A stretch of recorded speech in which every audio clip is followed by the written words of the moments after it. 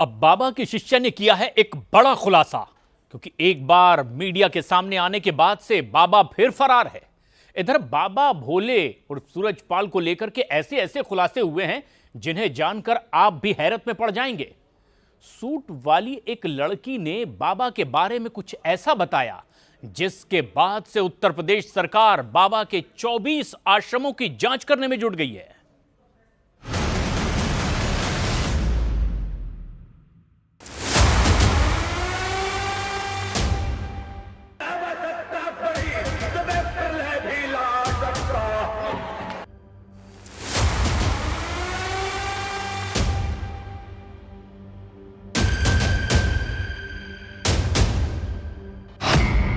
दो आंखें 12 हाथ बाबा पर लड़की का खुलासा।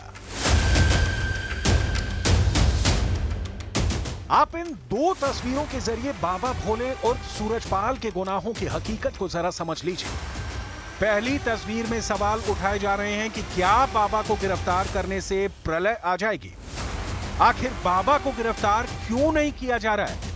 2 जुलाई को हाथरस में मची भगदड़ में 121 लोगों की मौत हुई और 5 दिन बाद भी बाबा भोले गिरफ्तार नहीं। यहां तक कि हादसे के 4 दिन बाद कल यानी 6 जुलाई को मीडिया के सामने प्रकट हुआ। उसके बाद से बाबा का कुछ अता पता नहीं है। दूसरी तस्वीर में सूट पहने ये लड़की खुलासा कर रही है कि बाबा कैसे सुंदर लड़कियों का इस्तेमाल करता है। लड़की ने तो यहां तक दावा किया कि बाबा को सिर्फ सुंदर लड़कियां ही नहलाती थी और सजाती थी, संवारती थी। आखिर बाबा सुंदर लड़कियों से ही क्यों नहाता था, इसका खुलासा भी इस लड़की ने न्यूज़ 18 पर किया है। 2 आंखों वाला बाबा भोले कैसे अपने 6 राजदारों के 12 हाथों से गुनाह करवाता था, इसका पर्दाफाश भी हो गया है। बाबा के सत्संग में सुंदर महिलाओं को बाबा के मंच के सामने क्यों बैठाया जाता था, इस पर खुलासे होने शुरू हो गए हैं। न्यूज़ 18 इंडिया के कैमरे पर आई एक लड़की ने बाबा की काली करतूतों पर जो खुलासा किया है वो हैरान करने वाला है। लड़की का साफ दावा है कि बाबा को सुंदर लड़कियां नहलाती थी। बाबा का सुंदर महिलाओं और लड़कियों से कनेक्शन हैरान करने वाला है। नहाना, दिलाना, कपड़े धोना सब कुछ महिलाएं करती थी। अच्छा, बाबा को महिलाएं नहलाती थी? हाँ, सब महिलाएं नहला सब महिलाएं करती थी। और क्या क्या देखा आपने? मैंने जो देखा जो आपको बता दिया कि लेडीज थी अंदर, महिला थी जो खाना पीने, पहनने, उठने, बैठने में सब कुछ महिला थी।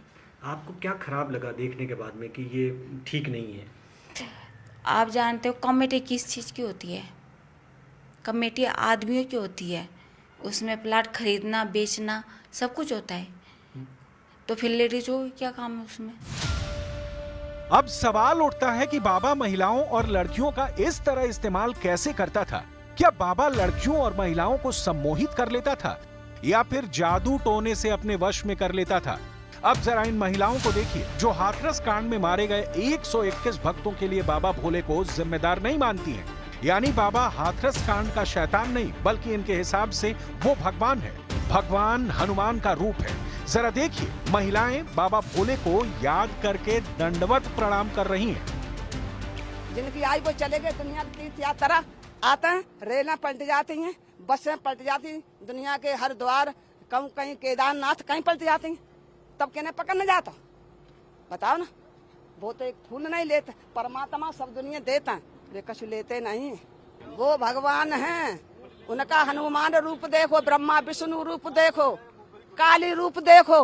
वो कृष्ण जी देखे, वही राम देखे, राम कृष्ण द्वापर में हमने नहीं देखे। परमात्मा है, बाबा नहीं। बाबा तो संसार में दाढ़ी मोछ बारे, गुड़िया माला बारे, बेच चढ़ावा लेते, फूल अगरबत्ती लेते, नारियल लेते, गोला लेते, वे रुपया लेते, अपने आश्रम बनवाते। यहाँ ऐसा कुछ भी नहीं है। 100 करोड़ का बाबा, तिजोरी में नेताओं की फाइल। भोले बाबा और सूरजपाल खुद को भगवान मानता था। आज भी जब वो फरार है और कैमरे पर आकर बोल रहा है तो ऐसे ड्रामे कर रहा है कि जैसे उसे भगवान से शैतान बनाने की साजिश चल रही है। बाबा तो यहां तक कह चुका है कि वो जब चाहे प्रलय ला सकता है। ऐसे में सवाल उठ रहे हैं कि क्या प्रलय के डर से ही बाबा पर हाथ नहीं डाला जा रहा है। एक मीडिया रिपोर्ट के मुताबिक सूरजपाल जब पुलिस की नौकरी किया करता था, तब वो खुद के पास अप्राकृतिक या दैवीय शक्तियां होने का दावा करता था। बाबा यहां तक दावा करता था कि प्रलय लाना उसके बाएं हाथ का खेल है। भोले भाले भक्त भोले बाबा को प्रभु जी और परमात्मा कहते हैं।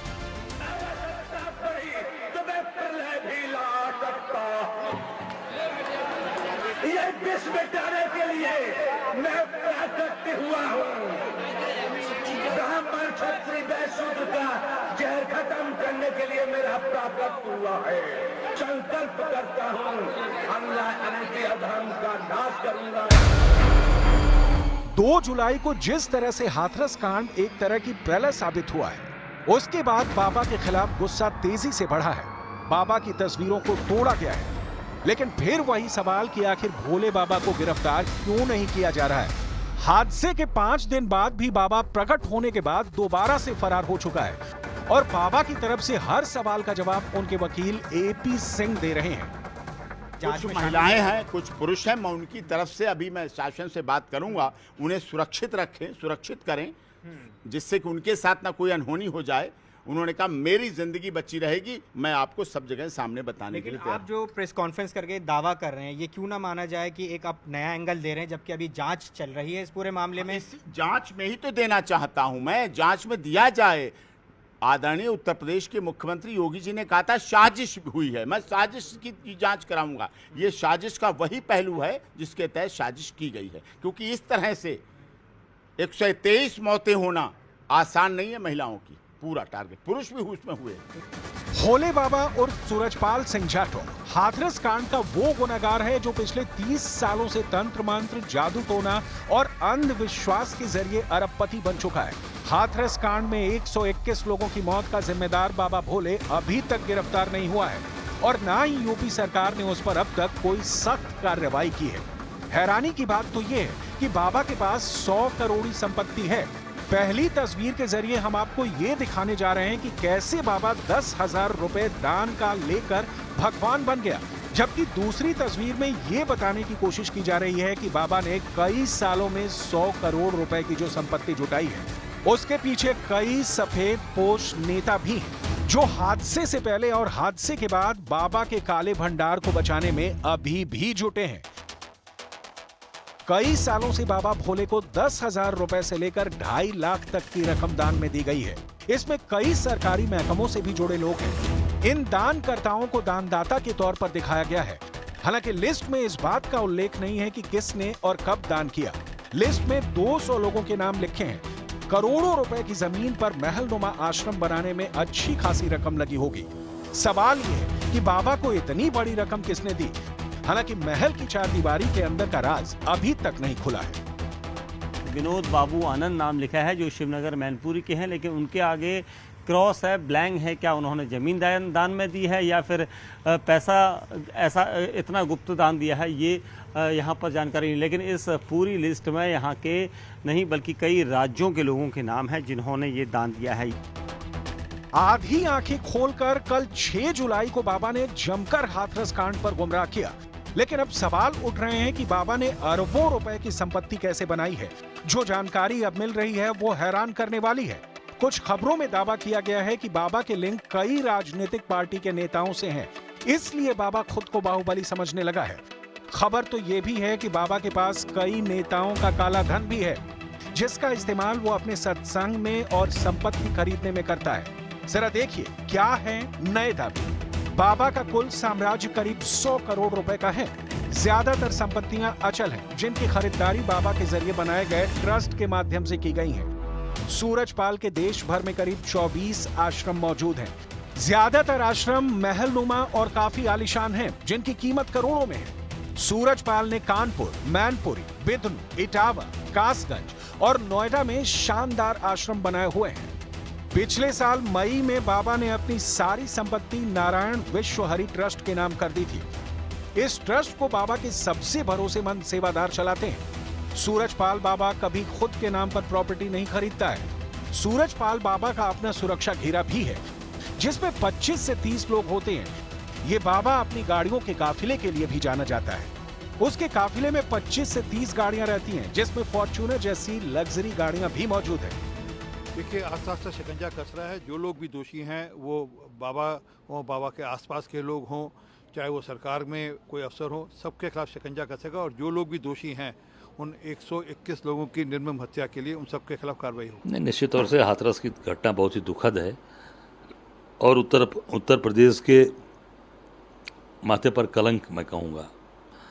इतनी बड़ी घटना, सैकड़ों लोग मर गए और अभी तक जो कार्रवाई होनी चाहिए तो वो कार्रवाई हुई नहीं है।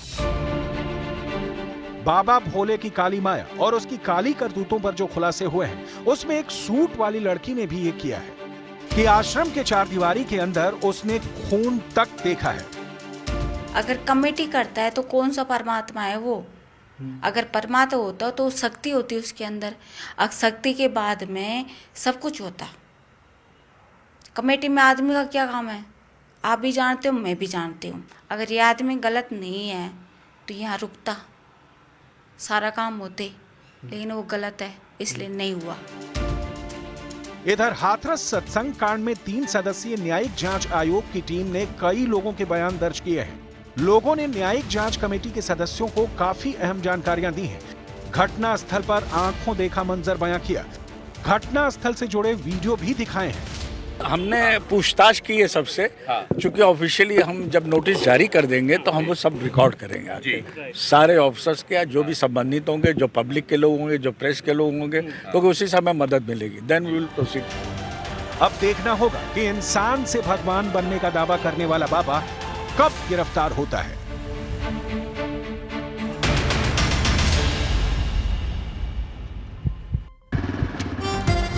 TVS reader Bharat reporter.